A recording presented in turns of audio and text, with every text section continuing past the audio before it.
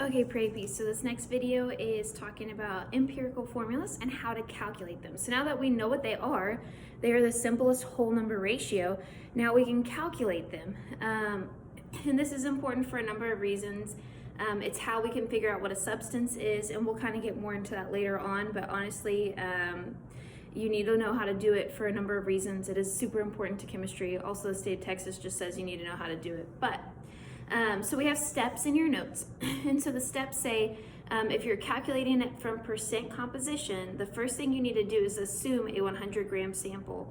Why do we do that? Well, percent is out of 100. And so if I have 100 grams and 100%, then you can essentially just switch your grams and your percent sign. Why? Because 1% of 100 would be 1. And 5% of 100 would be 5. And so if I have 5% of its hydrogen, then that means I have 5 grams of hydrogen.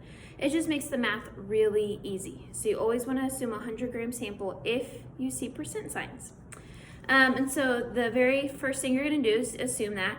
So then that gives you grams, and then you're going to convert from grams to moles, and then you're going to divide the molar amounts by the smallest one. And then if necessary, you're going to multiply by a whole number. And we'll get an example of that later. Right now in your notes, you do have an example, and I'm going to work it. It says, what is the empirical formula of a compound that is 25.9% nitrogen and 74.1% oxygen? Okay, so I already have that written on the board. We have 25.9% nitrogen, and then we have 74.1% of fluorine. Oh, okay, I put fluorine, but it's oxygen. So I already calculated this, but I did with oxygen. I did it with fluorine, so. Oh, pregnancy brain, I'll have to redo one calculation. Okay, so the first thing we're gonna do is assume a 100 gram sample. And so what we're gonna do is we're just going to change these to grams. So this is gonna be 25.9 grams, and this one's gonna be 74.1 grams. Because I assumed a 100 gram sample, I can just switch my percent sign to grams. That is step number 1.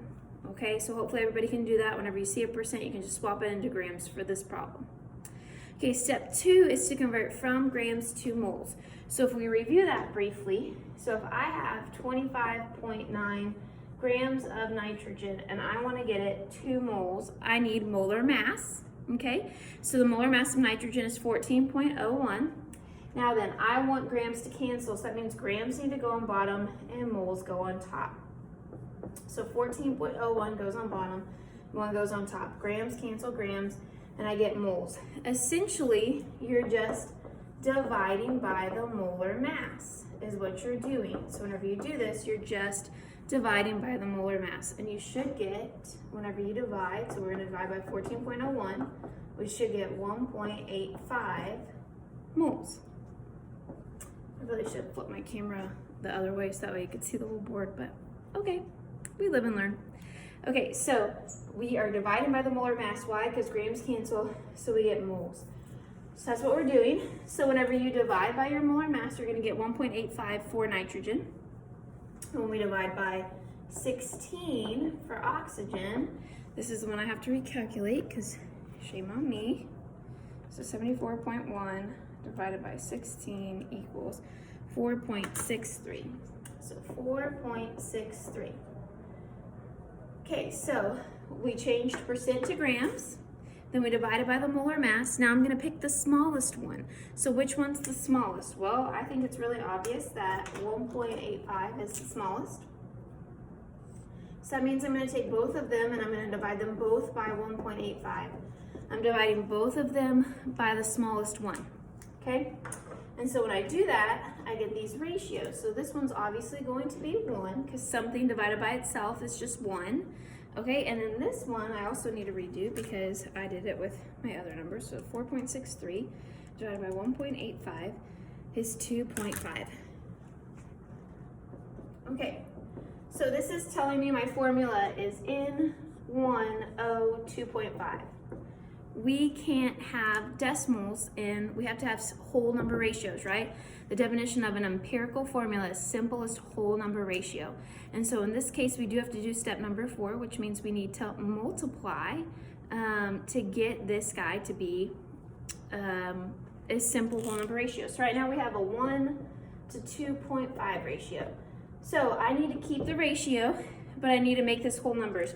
If you see 0.5, you're multiplying by 2. So I'm going to take the whole thing, and I'm just going to multiply it by 2, which then gives me 2 to 5 ratio. So the answer for my empirical formula is N2O5. If these were whole numbers, then that would have just been your answer and you wouldn't have needed to multiply. Okay?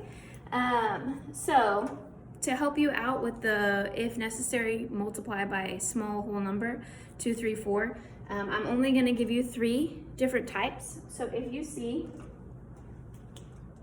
0.33, you multiply by 3, right? Because that's how you get 1.